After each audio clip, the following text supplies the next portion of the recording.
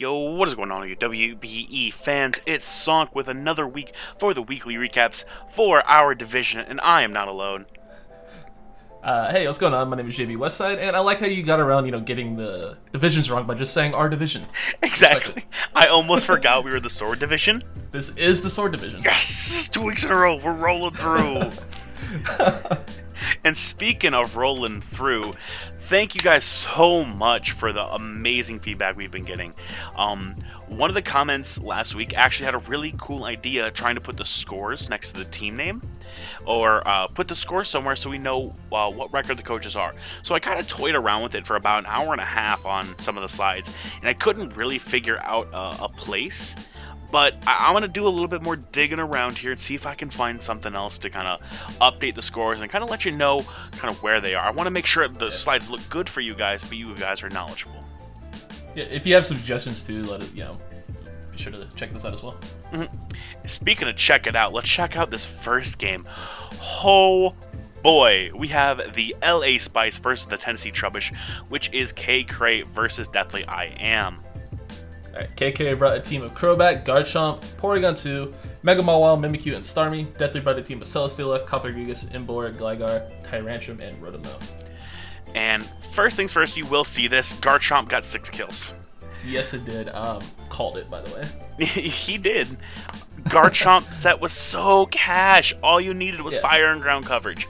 Like, just looking at matchup, it literally just won. Like, literally, fire and ground coverage do so much work that Mega Camerupt has a good matchup in this. That's how hard it is for Deathly. Another one that had a really good matchup was, honestly, Mega Houndoom and Sun. She didn't even need it, though, which just goes to show like how good Garchomp was in this matchup. I thought her Crobat set to get rid of just regular Imbor, was really good. Willow on Mimikyu was a great bait for a lot of Deathly's Mimikyu switch-ins, so yeah, just a really good prep on K-Cray and her front office's part, for sure. So I loved Scarf Starmie. Nobody expects the Speedy Star. Like, it's so good, and I love the ability to kind of think outside of the box. Starmie's already a huge threat in speed tier-wise at base 115. Having a Scarf to guarantee outspeed something kind of odd is actually such an amazing idea, and I wish more people would use it more. And she was even able to afford it to be modest, so it really just got to come in and click buttons. Again, just really cool being there. Something like big misplay on Deathly's part was tricking away Rotom's Scarf turn 1 that ended up being a huge misplay. It just allowed it to get outsped and dropped by Garchomp, so that was kind of unfortunate. Now, at the time of us recording this, Deathly's video has not gone up, so anything we say is kind of based on K Cray's video. But Rotom was solid, but K had a really nice matchup for it, and now Wild Charging on the Porygon 2 and not predicting the Crobat was kind of a bad play in my opinion. Another really bad one was, I don't know if Deathly had knockoff on his Gligar, but he 100% should have clicked it versus P2 if he did. And he ended up getting frozen up by the Ice Beam, and Gligar was obviously just useless after getting frozen. And K Cray had the usual K Cray style line, the freeze is cool. Remember, I love it. But I think the Kofagragus set could have been so much better. We didn't see Willow in the game, and not Willow Wisping the Chomp kind of just lets you lose the game. I thought she played around the T-Spikes on Kofagragus very well as well earlier in the game, and yeah, she just did a really good job of chipping stuff into Garchomp range and just letting it click buttons. It could have been a misplay when she brought it in hard, or when she SD'd in front of Coppergigas had Deathly had the Will-O-Wisp, but of course we don't know if he did or not. Obviously he didn't click it, and well, Garchomp just killed all the things. And remember guys, Cow's Moo and Celesteela's use Leech Seed.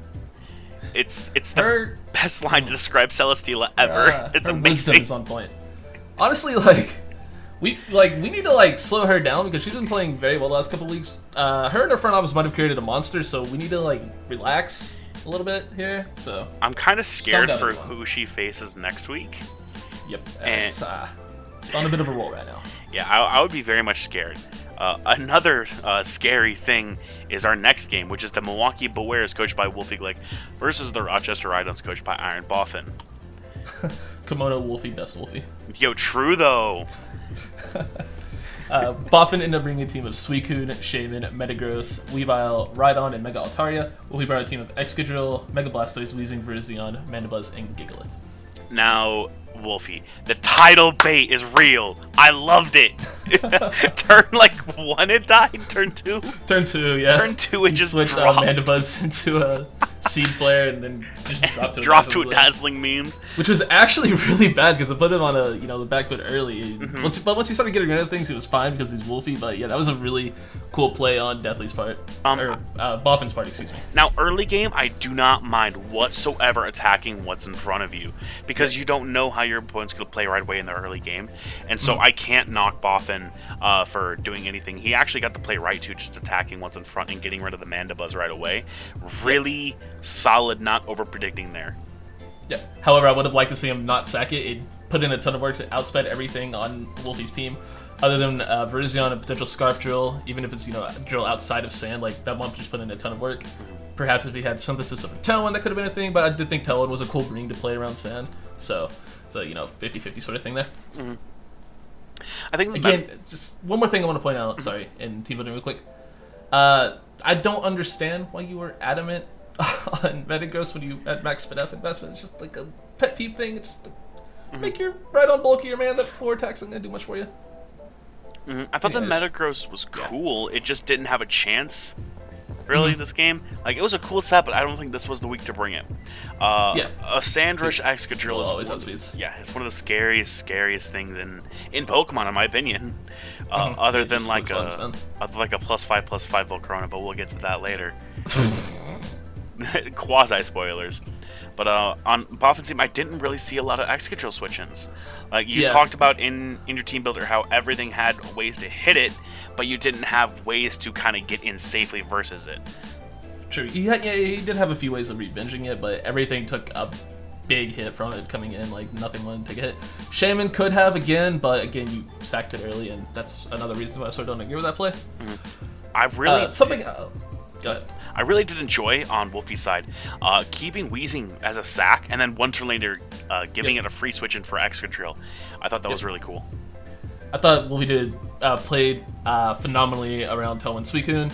He did a great job of chipping his team into Sandrush drill range and cleaning. So once again, Wolfie just being Wolfie.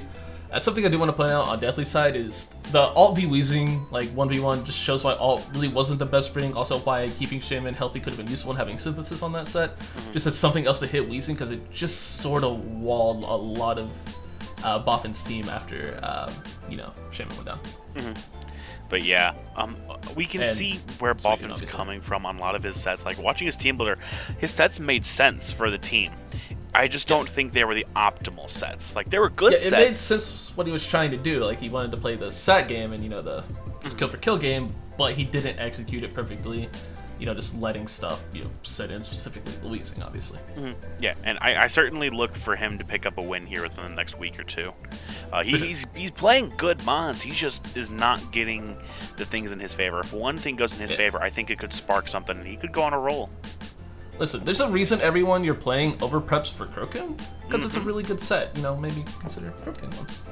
Diet tight. Anyway.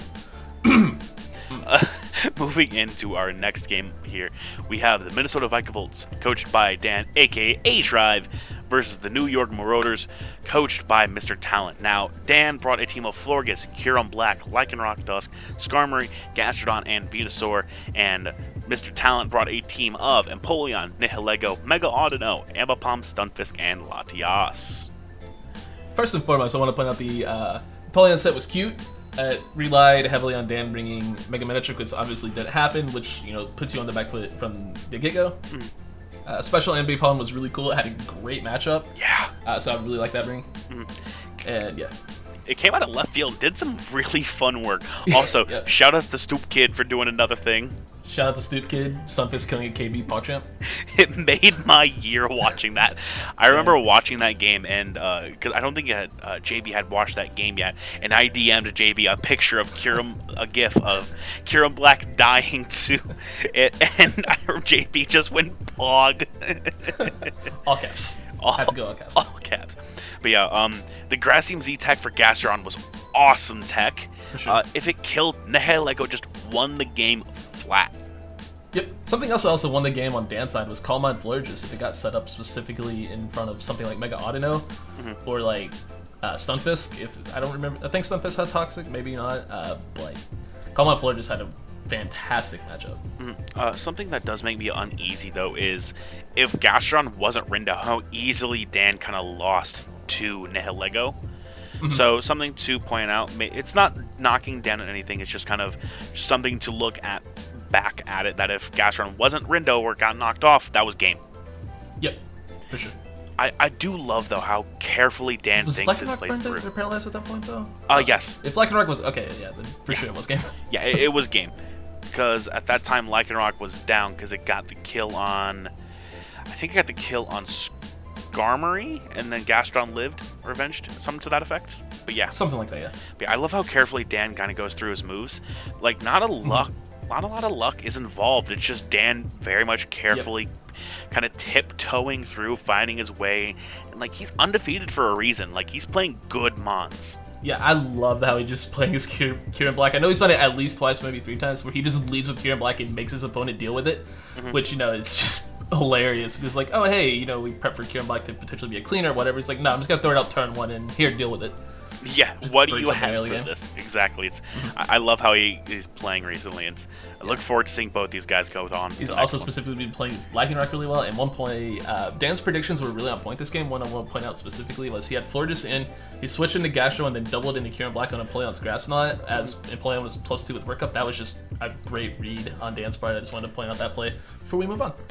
And one last thing, comment section, Latias died to a Life Orb. There's no kill on Dan's side for that. Just so you know. Don't yell at us. Don't yell at me, please. I put a lot of time into this. Going into our next game, though, this was a hell of a game. This was a really, really good game. We have the Newcastle Needle Kings coached by Patters versus the New Orleans Pelippers coached by John, aka Pokemon7. Now, John ended up bringing a team of myself, Diggersby, Magneton, Mudsdale, Mega Diancie, and Slowbro. Patters brought a team of Escavalier, Executor, Alolan Form, Mega Gyarados, Hippowdon, Tapu Koko, and Terrakion. Dude, you got to come off the bench. Congrats. I got to see the light of day! Tell you what, that was hard, dude. That scarf I was wearing was really tight. You know, I mean, I'm glad you were able to breathe, though. It's, you know. I did something, though. Yeah. First off, I gotta point out the Hippowdon set. If you knew what Moringa Berry was before this game, you're lying. I actually did. I don't believe you. Okay. I had to look it up, but yeah, that's a really cool set. That Scald Crit was honestly just heartbreaking. Okay. That Hippowdon set just kind of. Everyone, say it with me. Hacks is a win con. And it was. Alolan Eggy also had no switch-ins. I really like Alolan Eggy in this matchup, and unfortunately, Patters ended up forgetting the Spadaf drop versus Slowbro, but I like the risk, staying in there because who runs fast Slowbro? But that's just really good prep on John's part, so yeah. The Hippo set was so clean, and Patters legit won. That crit was not there. It was... Also, can we point out John singing through his plays? John singing through his plays is just absolutely hilarious to me. So, I'm disappointed by the nickname, as I should be. I even pointed it out, like, come on, I'm right here. However, I got a kill, so I'm fine with it. It's whatever. Yep. Dual Scarfer, really cool. You guys know how I feel about Dual Scarfers. Sock and Diggersby, Dual Scarf. Unfortunately, John is now 0-4 on lead matchups this season, so hopefully he can get a lead matchup right at some point. I did think he played really well around the Mega Gyarados, so yeah, it's just... That was a very well played game by both coaches. Definitely my game of the week, personally. Also, the horse did something. Of course it did. Shout out to Mudsdale. Shout out to Mudsdale. Going into our next game here, we have a very interesting game. We have the Pittsburgh Pichus, coached by Nexus, versus the Milwaukee Sawsbucks, coached by Magnitude. Nexus brought a team of Mega Metacam, Zapdos, Goodra, Swampert, Skuntank, and Tangrowth versus Steve's Mega Swampert, Politoed, Clefable, Aggron, Azelf, and Thunderous Therian. First and foremost, that bulk. First and foremost, that Hank Ketchum shirt. True, though?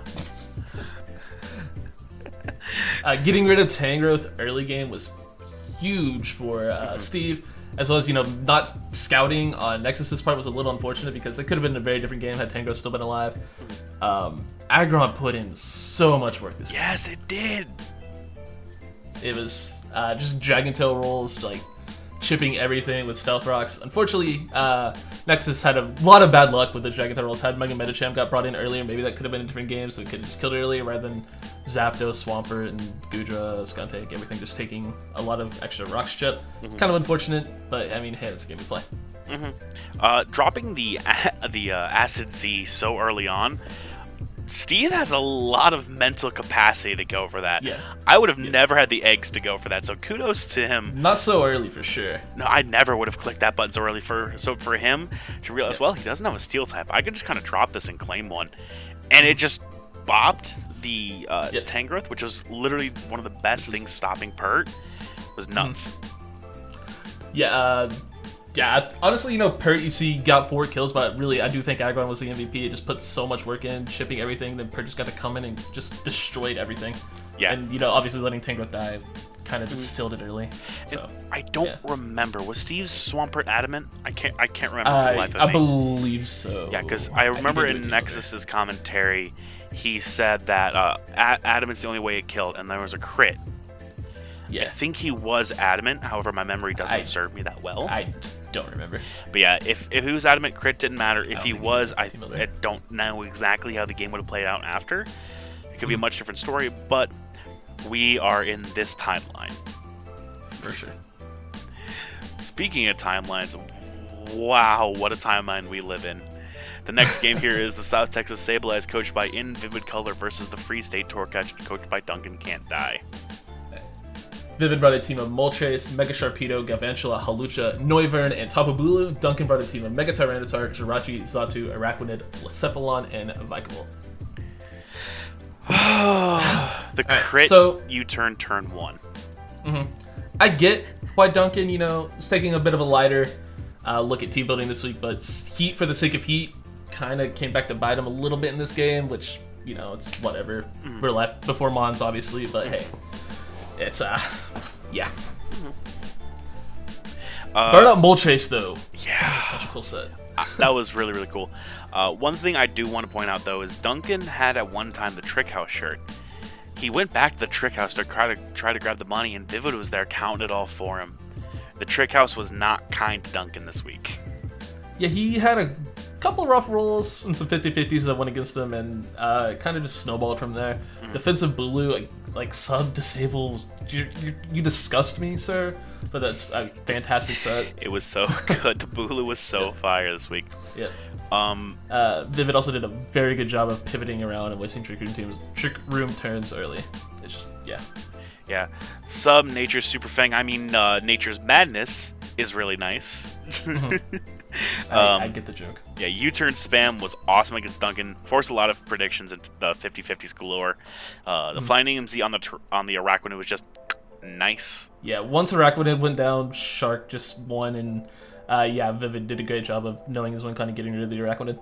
Yeah, absolutely. I can't blame Duncan for not predicting turn 1, unsure of what Vivid would want to do early game. Yeah. The Sodas were safe to hit almost all of Vivid's team. I can't fault him for the Bug Buzz and the Moltres. It was kind of obvious, but Bulu was behind a sub. It's not really good for Duncan to bring Trick Room this week, kind of looking at Vivid's team, seeing that like Mega Sharpedo under a Trick Room is one of the scariest things known to mankind. Because it cannot get a speed boost because of Mega Turn 1. Well, yeah, okay, in that scenario maybe, but still. But yeah, also, I ran the calc. Poison Jab does 54 to 65 to Vivid's set.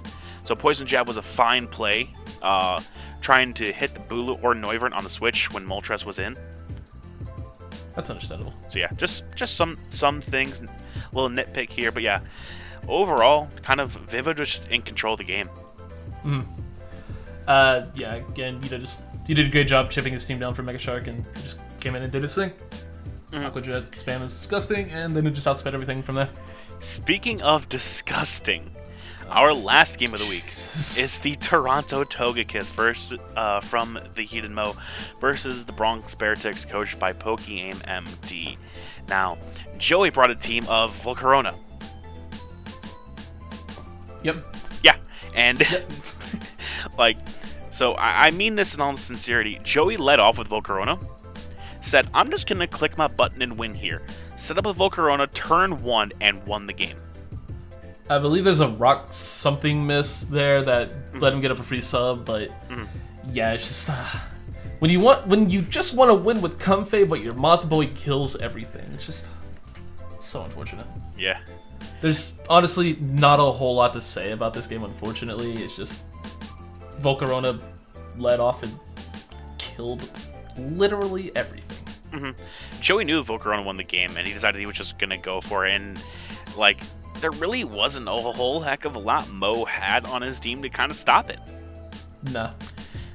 So, I think it was a Rock Tomb or Rock Slide miss. I think Tomb, yeah. Well, either way, it sucked. It would have, obviously Joey wouldn't have been behind the sub and got a free Quiver Dance up. So, yeah, it's just really, really, really unfortunate circumstances. Yeah. I think the thing we need to look at this, though, is a Spider-Man pointing me between Volcarona and Garchomp, who both got 6 kills. Thinking. But anyway, so yeah, that is kind of that game. There's not really a lot to go over since the rock slide miss, Joey clicked buttons and won. I looked at Joey's video, and knowing from his videos that he does his team preview, the live com of the game, and then an interview with the coach after, I saw the video was under half an hour. So I knew someone got bodied. Yeah, I thought he just didn't get an interview, and no, it was just Volcarona happened, man. Yep. But Can we get Evan the chat for Comfey? Comfey just wants to do things, man. No, I don't. Comfey can just sit on the bench and mind its business. I don't like that thing. Gives me nightmares, kind of like Chandelure. Sorry, bud. Oh, but that's getting off topic here. But anyway, that is going to be it for our side of the recaps. As you all beautiful people know, the other recaps are going to be up later with Jacob as always and Dr. Slacking and their beautiful faces. Be sure to subscribe to the WBE channel and click that bell to know when we upload. And you guys can watch more analyst content for the best league of the summer. JB, your quotes. Hashtag disable adblock. As always, we have been It's Sock and JB Westside. Thank you all so much for watching. Any feedback is very much appreciated down below in the comment section. And with that, we're going to get on out of here today, guys. Peace out, Scouts. Peace.